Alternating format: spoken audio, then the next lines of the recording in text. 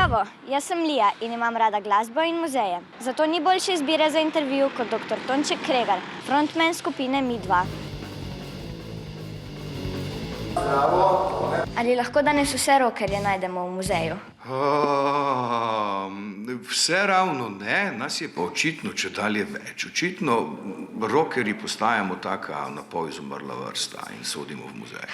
A imate tukaj v muzeju tudi kakšno glasbilo? Imamo kar nekaj glasbil, stare violine, stare harmonike, imamo pa tudi en izredno star inštrument oziroma bolj tako glasbeno napravo, ki proizvaja zvok in ki so jo včasih imeli po raznih lokalih. To je bilo seveda še v času pred radijem, pred gramofoni, kaj šele pred CD-ji in računalniki. Si doktor zgodovine. Kaj si imel v šoli raje, zgodovino ali glasbo? Sprva raje glasbo, no?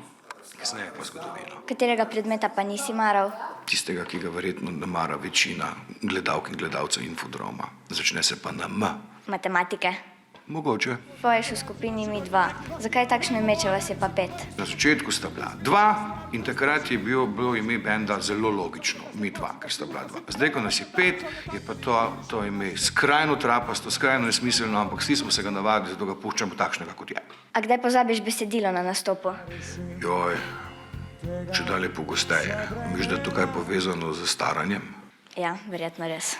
Kaj pa narediš, ko pozabiš besedilo? Hitro povem kakšno drugo besedo, ali se pa tako malce trapasto ne smim, pa pogledam proč. Tole je bila prava zgodovina roka. Še več zanimivosti pa najdete v kakšnem muzeju. Adijo!